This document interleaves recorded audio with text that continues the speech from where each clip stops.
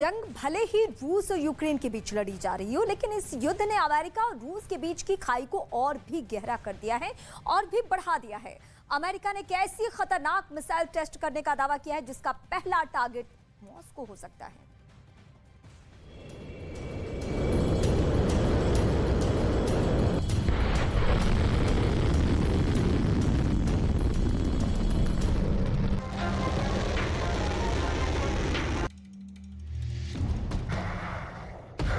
पिछले 3 महीनों से दुनिया सिर्फ और सिर्फ मिसाइल लॉन्च किए दिल दहला देने वाली तस्वीरें ही देख रही है। सबसे ज्यादा मिसाइल पुतिन ने दिखाई है, लॉन्चिंग पैड से परमाणु मिसाइल की लॉन्चिंग से लेकर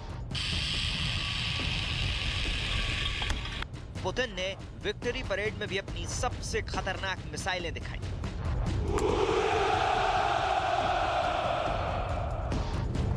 इसके बाद चीन ने डराया। चीन से ऐसी खबरें आने लगी कि शी जिनपिंग ने कैरियर किलर DF-21 मिसाइल की टेस्टिंग शुरू कर दी है और उनका सबसे बड़ा टारगेट है प्रशांत महासागर में टहलने वाला अमेरिका का 7वां बेड़ा। और अब नंबर आया है अमेरिका का, जिसने अपनी हाइपरसोनिक मिसाइल को एक न्यूक्लियर बॉम्बर से आजमाया है। कुल मिलाकर पहले पुतिन ने विक्ट्री परेड में मिसाइल दिखाई, फिर चीन से DF-21 के सीक्रेट टेस्ट की खबर आई और अब अमेरिका ने हाइपरसोनिक मिसाइल चलाई है। यानी दुनिया में परमाणु युद्ध के खतरे का तापमान इस वक्त 100 डिग्री पर चल रहा है। यूक्रेन में चल रहे युद्ध ने अमेरिका को एक तरह से बांध कर रखा हुआ है और अमेरिका अपनी ICBM यानी इंटरकॉन्टिनेंटल बैलिस्टिक मिसाइल मिनटमैन 3 का टेस्ट भी डाल चुका है। लेकिन पुतिन के बढ़ते हुए खतरे को देखते हुए बाइडेन ने कहा कि बस बहुत हो चुका, अमेरिका को अपना हाइपरसोनिक हथियार दुनिया को दिखाना ही पड़ेगा। और फिर टेस्ट लॉन्च की गई अमेरिका की हाइपरसोनिक मिसाइल।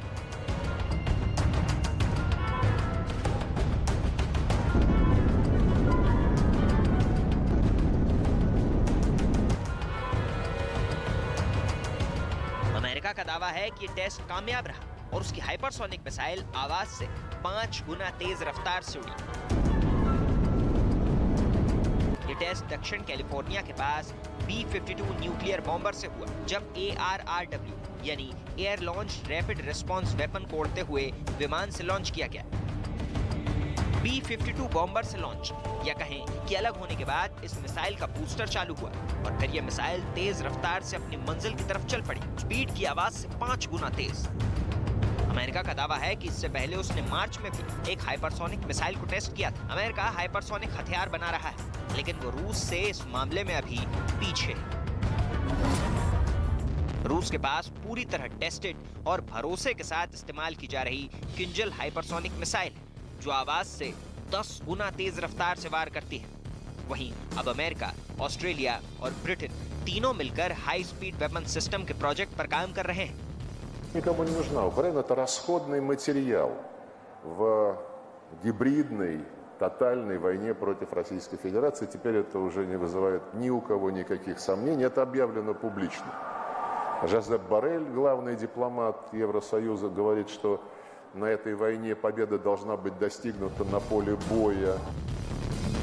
किंजल क्या है, चीन की हाइपरसोनिक पावर से खतरा क्या है, ये सब बताएंगे। लेकिन उससे पहले देखिए कि अमेरिका का हाइपरसोनिक वेपन क्या ताकत है और क्या रूस को इससे डरना चाहिए। लेकिन उससे पहले समझिए कि हाइपरसोनिक मिसाइल बाकी मिसाइलों से अलग कैसे होती है। एक रॉकेट जब गाइडेंस के साथ दागा जाता है तो वो मिसाइल बन जाता है और फिर रफ्तार और इसके फ्लाइट पाथ को फुर्ती के साथ बदलने वाली इसकी काबिलियत के आधार पर मिसाइल को 2 श्रेणियों में रखा जाता है।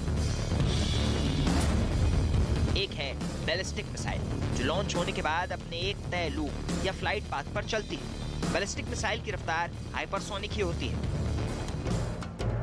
लेकिन अगर क्रूज मिसाइल को भी ये रफ्तार मिल जाए तो उसे रोकना नामुमकिन हो जाता है। अमेरिका ने अपने air launch rapid response weapon को इसी ताकत के साथ टेस्ट किया है। बाइडेन नहीं चाहेंगे कि उनकी मिसाइल को रूस के रडार ट्रैक कर पाएं। क्रूज मिसाइल टारगेट के हिसाब से अपना फ्लाइट पाथ बदलती है और दुश्मन के रडार और मिसाइल डिफेंस को चकमा देकर वार करती है। क्रूज मिसाइल 3 तरह की होती है, ट्रांसोनिक स्पीड यानी आवाज की गति से कम, सुपरसोनिक यानी आवाज की गति से तेज और हाइपरसोनिक यानी आवाज की गति से 5 गुना ज्यादा रफ्तार, या कहें कि मैक 5 की स्पीड। क्रूज मिसाइल अब तक सुपरसोनिक रफ्तार से ही वार करती रही हैं, जैसे कि भारत की ब्रह्मोस मिसाइल है, लेकिन अब कई देश हाइपरसोनिक मिसाइल सिस्टम पर काम कर रहे हैं। रूस के अलावा अमेरिका, चीन और भारत भी ऐसी मिसाइल तैयार कर रहा है जो आवाज की रफ्तार से 5 गुना या उससे भी ज्यादा रफ्तार से हमला करे। अब अगर ऐसी मिसाइल को B-52 जैसे बॉम्बर से लॉन्च किया जाए तो उसकी ताकत और रेंज और ज्यादा बढ़ जाएगी। दुश्मन को उसे रोकना और ज्यादा मुश्किल हो जाएगा। B-52 एक लंबी दूरी का बॉम्बर है जो बिना रिफ्यूलिंग के 14,000 किलोमीटर की दूरी तक उड़ सकता है। अगर आसमान में इसमें और ईंधन भर दिया जाए तो इसकी रेंज 3 गुना तक बढ़ाई जा सकती है। B-52 बॉम्बर 32,000 किलो के बम लेकर उड़ता है, यानी ये ऐसी कई मिसाइल एक साथ लेकर उड़ सकता है और लॉन्च भी कर सकता है। 8 इंजन की पावर से उड़ने वाला B-52 दुनिया का सबसे पुराना और सबसे खतरनाक बॉम्बर माना जाता है। 60 के दशक में अमेरिकी एयरफोर्स का हिस्सा बनने के बाद इसे लगातार आधुनिक बनाया गया और यही वजह है कि 60 साल के बाद ये आज भी उड़ान भर रहा है। अमेरिका ऐसे ही बॉम्बर्स के जरिए रूस और चीन जैसे अपने दुश्मनों पर इन बॉम्बर के साथ हाइपरसोनिक मिसाइल लॉन्च कर सकता है। यही ताकत B-52 बॉम्बर अमेरिका को रूस और चीन के खिलाफ बहुत खतरनाक बना देते हैं। अब देखिए कि रूस के पास इसके जवाब में क्या हथियार है और उसकी रेंज कहां तक है। क्या वो अमेरिका और नेटो के अड्डों को ऐसे ही हथियारों से तबाह कर सकते हैं?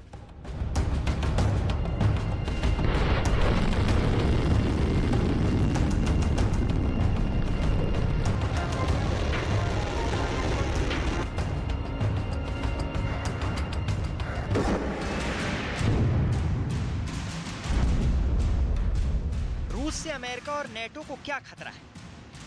इसके लिए पहले देखिए कि पुतिन ने यूक्रेन युद्ध के शुरुआत में कैसे परमाणु युद्ध के खतरे का जिक्र किया था।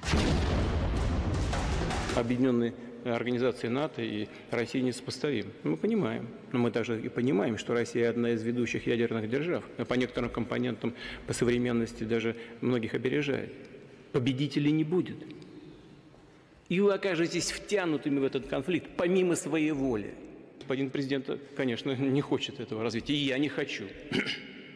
И я не хочу. अब पुतिन की बात से समझ आता है कि अगर यूक्रेन और रूस की जंग विश्व युद्ध की तरफ बढ़ी तो उसके बाद परमाणु युद्ध का खतरा मंडराने लगेगा। वर्ल्ड वॉर और न्यूक्लियर युद्ध की बातें ख्याली बातें नहीं, ये बहुत ही पुख्ता वार्निंग।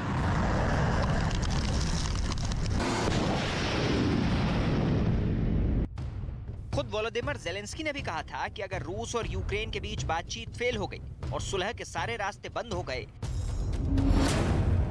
तो यूक्रेन में चल रही लड़ाई दुनिया को तीसरे विश्व युद्ध की तरफ ले जा सकती है। Children, you cannot reverse this situation anymore. So you cannot just demand from Ukraine to recognize some territories as independent republics. These compromises are simply wrong.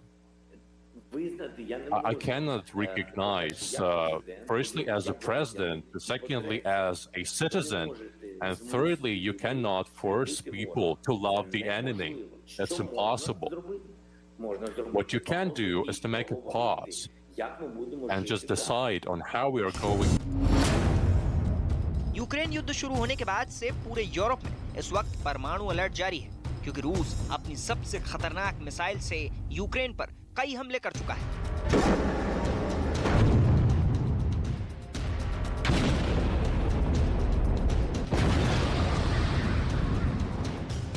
अभी देखने में धमाके बहुत छोटे लगेंगे, लेकिन अगर बड़ी मिसाइलों के हमले जारी रहे तो तबाही ज्यादा हो।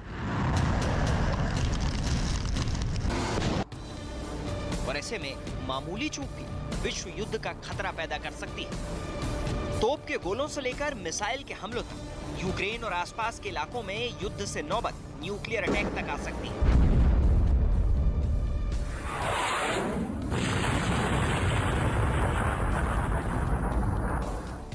रूस के इरादों को देखते हुए रोमानिया और पोलैंड में अमेरिका का मिसाइल डिफेंस सिस्टम एक्टिव कर दिया गया है।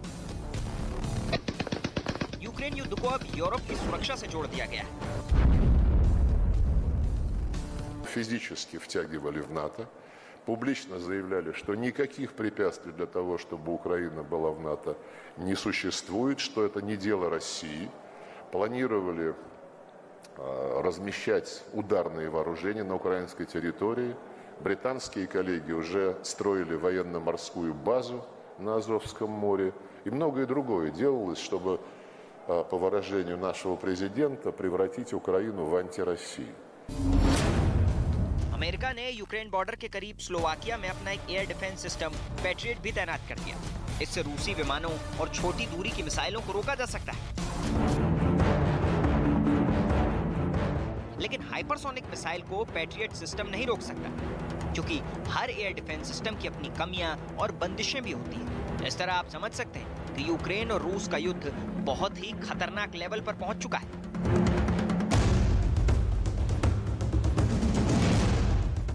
मामला कितना ज्यादा गंभीर है इसे रूस की उस मिसाइल हमले से समझा जा सकता है, जिसे पुतिन रूस का सबसे खतरनाक हथियार बता चुके हैं। देखिए, रूस की हाइपरसोनिक मिसाइल किंजल का यूक्रेन के मिलिट्री अड्डे पर अटैक।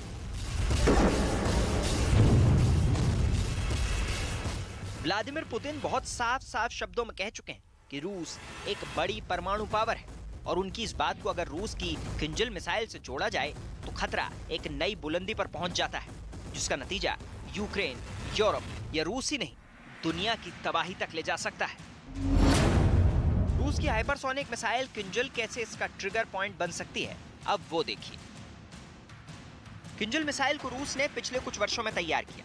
ये रूस के सुपरसोनिक बॉम्बर जेट मिग-31 से दागी जाती है। मिग-31 खुद आवाज से करीब 3 गुना रफ्तार से उड़ता है। ये मिग-25 का नया वर्जन है, जो कभी रूस का एक टोही विमान था। मिग-25 भारत के पास भी था और ऐसे 8 फाइटर जेट बरेली एयरबेस पर तैनात थे। अभी मिग-31 रूस की स्ट्रेटेजिक फोर्स का बहुत बड़ा हिस्सा है। ये विमान अब हाइपरसोनिक मिसाइल से लैस कर दिया गया है, जिसकी वजह एयरफ्रेम के निचले हिस्से में इंजन के बीचों बीच फिट किया जाता है, ठीक वैसे ही जैसे सुखोई फाइटर जेट में ब्रह्मोस लगाई जाती है।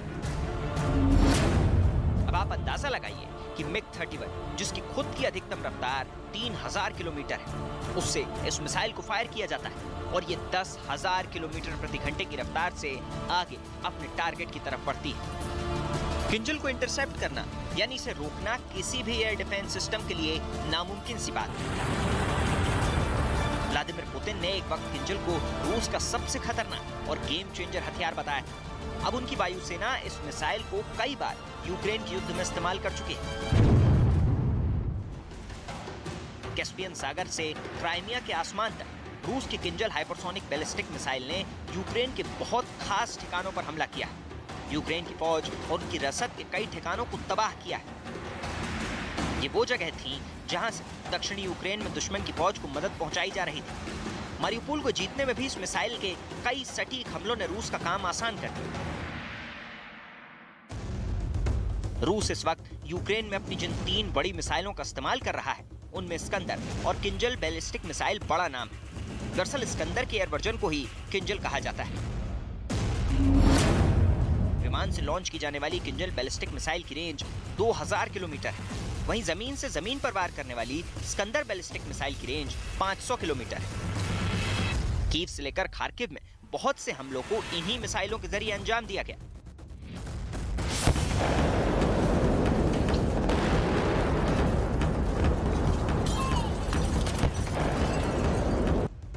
युद्ध के शुरुआती दिनों में रूस ने इस मिसाइल से बहुत हमले किए।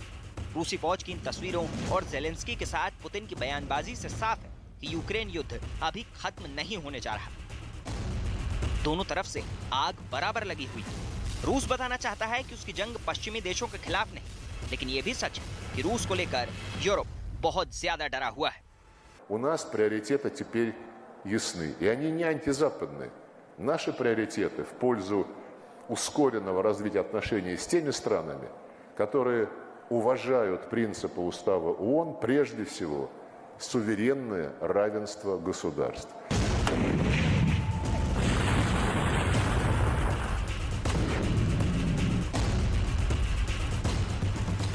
ज़ेलेंस्की सरेंडर नहीं करेंगे, ये तय हो चुका है। वहीं पुतिन की बमबारी तब तक नहीं रुकेगी जब तक वो ज़ेलेंस्की को घुटने के बल बैठने पर मजबूर न कर दे। अभी ज़ेलेंस्की के सामने उनके तबाह होते शहर हैं। कीव से लेकर खार्किव और मारियुपोल रूसी बमबारी में सब कुछ तहस नहस हो चुका है। सवाल है कि क्या पुतिन का यह गुस्सा यूक्रेन तक रुकेगा या आगे बढ़कर इस जंग को विश्व युद्ध में तब्दील कर देगा। यूक्रेन के बोरोदांका शहर में रूस ने काफी नुकसान पहुंचाया। अधिकांश लोगों के पास रहने के लिए अब घर नहीं है। लोगों के पास राशन भी खत्म हो चुका है। ये इस वक्त की स्थिति हम आपको अपडेट कर रहे हैं, जहां बहुत हालात खराब हो चुके हैं। इस वक्त मैं मौजूद हूँ बोरोदांका शहर में। यहाँ पर लोगों के आशियाने उजड़ गए, उनका कारोबार छिन गया, अब खाने के भी लाले पड़ चुके हैं। मेरे पीछे तस्वीरें आप देखेंगे, यहाँ पर आप देखेंगे हजारों की तादाद में इस वक्त लोग मौजूद हैं। ये लोग इसलिए खड़े हैं क्योंकि यहाँ पर राशन बंट रहा है।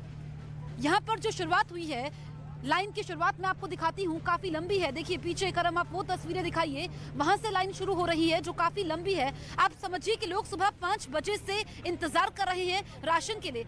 इससे पहले एक ट्रक आया था डिलीवरी के लिए, लेकिन अब ट्रक यहाँ पर मौजूद नहीं है। आप देखेंगे कि वहां से ये जो लाइन जा रही है, इसमें बड़ी तादाद में बुजुर्ग भी मौजूद हैं जो अपनी बारी का इंतजार कर रहे हैं, लेकिन अभी यहाँ पर राशन नहीं बच रहा है। हम इधर से आते हैं, ये देखिए लोग यहाँ पर मौजूद हैं। इससे पहले राशन बट रहा था, वो खत्म हो गया। अब यहाँ पर फिर से कब तक सामान पहुंचेगा ये किसी को मालूम नहीं है। और आप समझिए कि यहाँ पर सरकार और वॉलंटियर्स की तरफ से कोशिश की गई है कि लोगों को राशन मिले ताकि कोई भी भूखा ना सोए। एक मुहिम चलाई गई है, हर दिन इसी तरीके से यहाँ पर काफी तादाद में लोग पहुँचते हैं, उनको राशन बांटा जाता है। और कुछ लोग ऐसे हैं जो यहाँ पर खड़े हैं, कुछ खाने के पैकेट्स भी यहाँ पर बांटे जा रहे हैं ताकि घंटों जो लोग इंतजार कर रहे हैं उनको दिक्कत ना हो, वो कुछ खा पाए। लोगों के पास फंड्स नहीं है, जब पैसे नहीं है तो लोग राशन कैसे खरीदेंगे, अपनी जिंदगी की मूलभूत सुविधाओं को कैसे पूरा करेंगे। और ये तस्वीरें देख करके समझा जा सकता है कि लोग अपनी जिंदगी के सबसे बुरे दिनों से गुजर रहे हैं, जैसे तैसे जिंदगी जी रहे हैं। कैमरा पर्सन करम सिंह के साथ Jaspreet Kaur, Ukraine, news 18 India. एक बड़ी मशहूर कहावत है, जो डर गया समझो मर गया। रूस भी इस वक्त पूरी दुनिया को परमाणु हमले का डर दिखा रहा है। 2 हफ्ते में 2 बार रूस ने ब्रिटेन को परमाणु हमले की धमकी दे दी है। आखिर क्यों पुतिन ब्रिटेन से इतने ज्यादा नाराज हैं? क्या अमेरिका के बाद रूस के लिए सबसे बड़ा खतरा ब्रिटेन ही है? देखिए हमारी ये स्पेशल रिपोर्ट।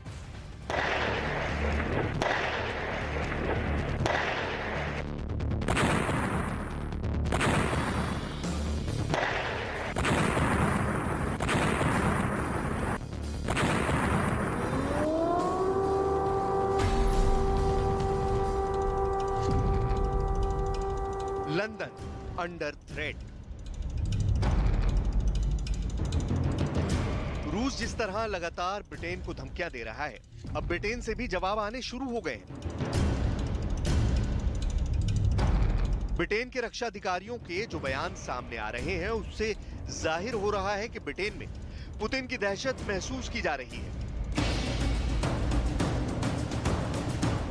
रूस की धमकियों पर ब्रिटेन के ऑटोमेटिक वेपन एस्टैब्लिशमेंट की तरफ से बहुत बड़ा बयान आया है, जिसकी चर्चा पूरी दुनिया के अंतर्राष्ट्रीय अखबारों में हो रही है।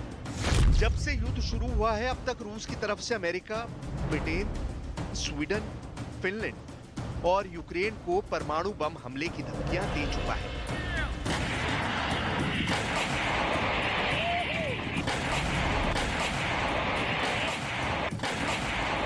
लेकिन रूस की सबसे बड़ी नाराजगी इस वक्त आखिर ब्रिटेन से ही क्यों दिख रही है?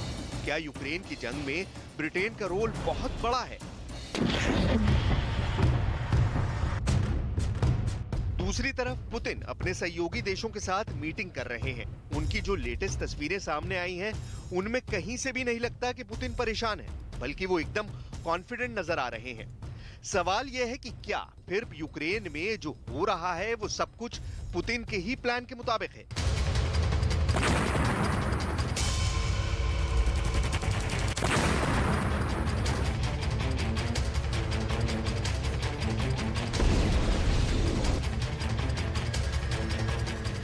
कीव के अंदर कारों की लंबी लंबी कतारें नजर आ रही हैं।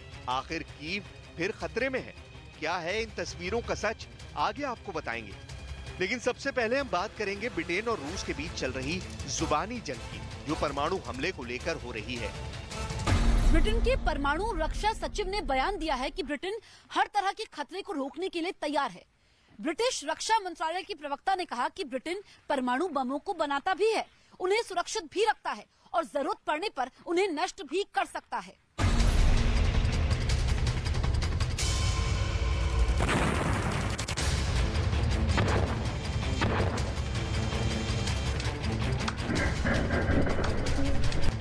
ब्रिटेन की तरफ से बयान जारी किया गया है कि उसकी राष्ट्रीय सुरक्षा के लिए सबसे बड़ा खतरा परमाणु बम है, लेकिन हम परमाणु बम को खत्म करने में भी सक्षम हैं। बड़ी बात यह है कि ब्रिटेन की तरफ से अपने देश को यह भरोसा दिलाया गया है कि उनके पास किसी भी तरह के परमाणु हमले से निपटने की क्षमता है, यानी कहीं ना कहीं न्यूक्लियर थ्रेट का खौफ महसूस किया जा सकता है।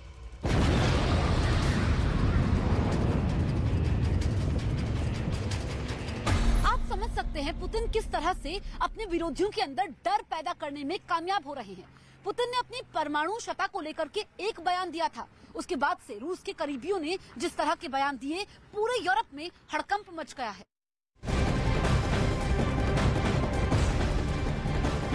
और इस वक्त बड़ी खबर हम आपको अपडेट कर दें, गुजरात के मोरबी में बड़ा हादसा हुआ है। गुजरात से इस वक्त ये खबर मिल रही है, जहां दीवार ढहने से 9 मजदूरों की मौत हो गई है और अभी भी 30 मजदूरों के दबे होने की आशंका। राहत बचाव कार्य युद्ध स्तर पे जारी है, लेकिन इस वक्त की सबसे बड़ी खबर हम आपको बता रहे हैं, जहां गुजरात के मोरबी इलाके से ये बड़ा हादसा होने की खबर निकलकर सामने आ रही है और अभी तक जो मरने वालों की संख्या है 9 ऐसे मजदूर हैं जिनकी जान जा चुकी है। 30 मजदूरों को बचाने के लिए तमाम कोशिशें की जा रही है, रेस्क्यू टीम वहां पे पहुंची हुई है। दीवार ढहने के बाद ऐसी खबर आई कि 9 मजदूर की ऑन द स्पॉट डेथ हो गई। वो तस्वीरें भी इस वक्त आपके सामने हैं और 30 ऐसे मजदूर अभी भी फंसे हुए हैं, दबे हुए हैं।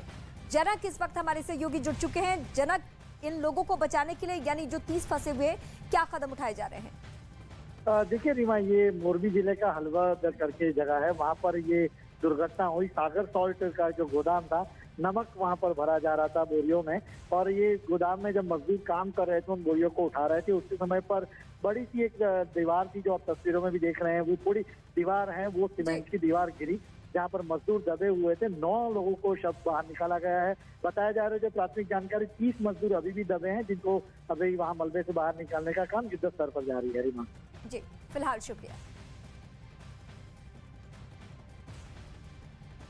भारत की बड़ी financial subscription service money control pro special offer के साथ अपनी तीसरी वर्षगांठ मना रही है। रोजाना सिर्फ ₹1 में मनी कंट्रोल प्रो सब्सक्राइब करें और 1 लाख रुपए से ज्यादा के ऑफर पाएं। इन दोनों देशों को चेतावनी दे रहा है, लेकिन दोनों को रूस से ज्यादा भरोसा नेटो पर है। हालांकि दावा यह भी किया जा रहा है कि पहले यूक्रेन और फिर स्वीडन में रूस को उलझाने की बड़ी साजिश अमेरिका की तरफ से रची गई है, जिसमें अब तक अमेरिका ने खुद को जंग से दूर ही रखा है। हालांकि रूस को नुकसान पहुंचाने के लिए वो यूक्रेन की हथियारों से पूरी मदद कर रहा है। अब माना जा रहा है कि अमेरिका की कोशिश अब यह है कि स्वीडन और फिनलैंड में भड़क रही आग में घी डाला जाए, क्योंकि जिस तेजी से स्वीडन और फिनलैंड नेटो की सदस्यता लेने की तरफ बढ़ रहे हैं, उतनी तेजी से यह प्रक्रिया पूरी होने वाली नहीं है। बल्कि नेटो की सदस्यता लेने की प्रक्रिया कई महीने तक चल सकती है। लेकिन अगर नेटो की सदस्यता मिलने से पहले रूस की फौज ने धावा बोल दिया, तो अंजाम यूक्रेन जैसा हो सकता है। मतलब यह कि जिस तरह यूक्रेन में जंग छिड़ने के बाद अमेरिका और नेटो ने खुद को अलग कर लिया, कुछ इसी तरह का हाल स्वीडन और फिनलैंड में भी हो सकता है। जंग में यूक्रेन को भले ही तगड़ा नुकसान हुआ हो, लेकिन नुकसान रूस का भी कम नहीं हुआ। अगर फिनलैंड और स्वीडन में जंग छिड़ गई, तो भी रूस को नुकसान तो उठाना ही पड़ेगा। जंग का खर्च भी उठाना पड़ेगा और उसके नतीजे भी भुगतने पड़ेंगे। दावा यह किया जा रहा है कि रूस को उलझाने और उसकी अर्थव्यवस्था को कमजोर करने के लिए यह अमेरिका की साजिश हो सकती है।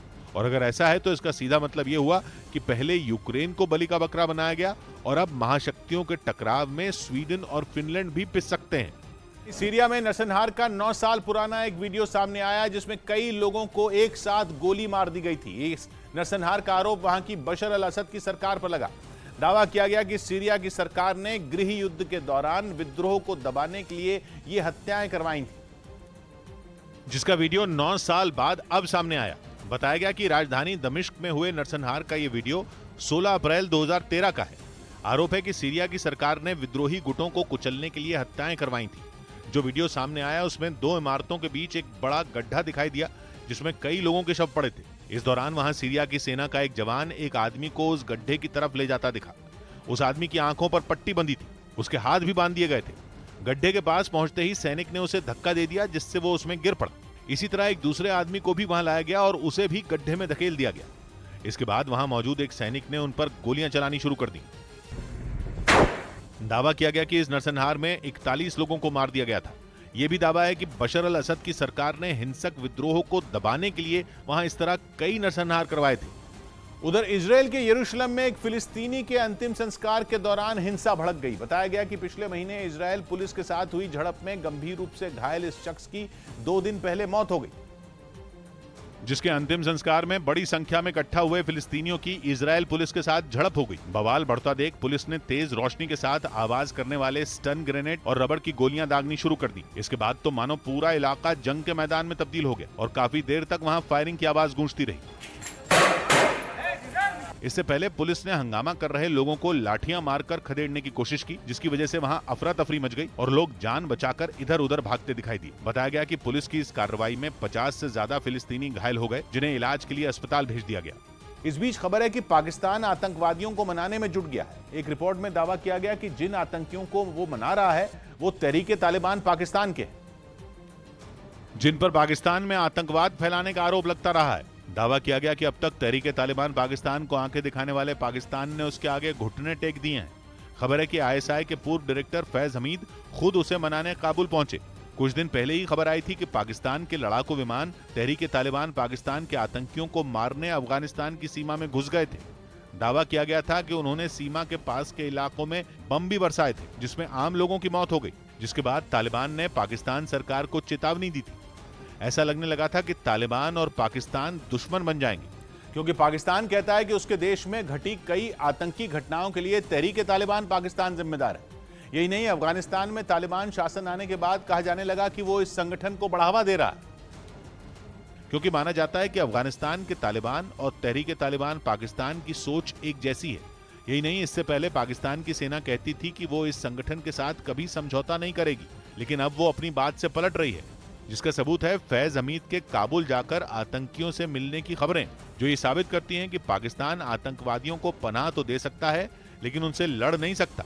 द बलूचिस्तान पोस्ट ने दावा किया कि तहरीके तालिबान पाकिस्तान के 16 सदस्यों को जबरदस्ती फैज हमीद से मिलने ले जाया गया है, जिसके बाद तहरीके तालिबान पाकिस्तान ने कहा है कि वो बातचीत के लिए तैयार है, लेकिन वो पाकिस्तान की सेना की गुंडागर्दी नहीं सहेगा। यही नहीं, उसने ये भी शर्त रखी कि बातचीत अंजाम तक तब पहुंचेगी जब इस संगठन का फायदा होगा। मतलब ये कि तहरीके तालिबान पाकिस्तान ब्लैकमेलिंग पर उतर आया है और पाकिस्तान उसके आगे झुकने को मजबूर है। रूस और यूक्रेन के बीच चल रही जंग को अब 3 महीने होने वाले हैं, लेकिन इसके बाद भी जंग खत्म होने के आसार दूर दूर तक नहीं दिखाई दे रहे। इन सब के बीच यूक्रेन के विद्रोही लड़ाकों का मारियोपोल के अज़ोवस्ताल स्टील प्लांट पर हमले का एक वीडियो जारी किया गया। यूक्रेन के विद्रोही लड़ाके जंग की शुरुआत से ही रूसी सेना और चेचन लड़ाकों के साथ मिलकर लड़ रहे हैं और उन्होंने भी मारियोपोल में तबाही मचाने में कोई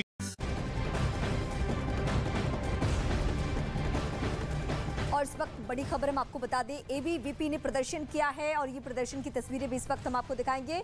कोलकाता में एबीवीपी का ये प्रदर्शन, शिक्षा विभाग में घोटाले को लेकर ये प्रदर्शन की जा रही है। शिक्षा भवन का बाकायदा एबीवीपी के कार्यकर्ताओं के जरिए ये घेराव भी किया गया है, उसकी तस्वीरें आप इस वक्त आप देख रहे हैं। कोलकाता की ये तस्वीरें हैं और कोलकाता से ये तस्वीरें मिल रही है एबीवीपी यानी बीजेपी का जो छात्र संगठन है, उनके कार्यकर्ताओं की तस्वीर इस वक्त हम आपको दिखा रहे हैं, जहां शिक्षा भवन का घेराव किया गया है। इस वक्त बड़ी खबर हम आपको अपडेट कर रहे हैं कोलकाता से। पुलिस के साथ हालांकि इस बीच खबर यह भी मिल रही है कि झड़प भी हुई है, क्योंकि प्रतिबंधित इलाके में जहां पे गाइडलाइंस नहीं है जाने का, वहां भी ये पहुंचे थे, उसको लेकर झड़प हुई। सामने घुटने टेक दिए।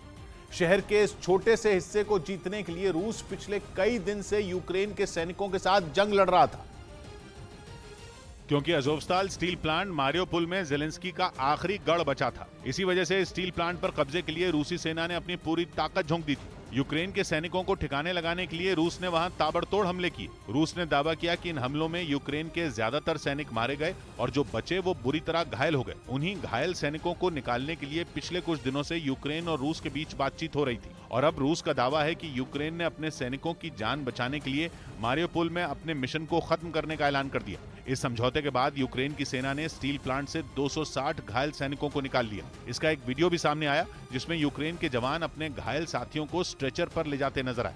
इसी तरह के एक दूसरे वीडियो में रात के वक्त रूसी सैनिकों की निगरानी में कई बसों के जरिए घायल सैनिकों को निकाला गया। जिन गाड़ियों से यूक्रेन के सैनिकों को ले जाया गया उन पर Z निशान बने थे।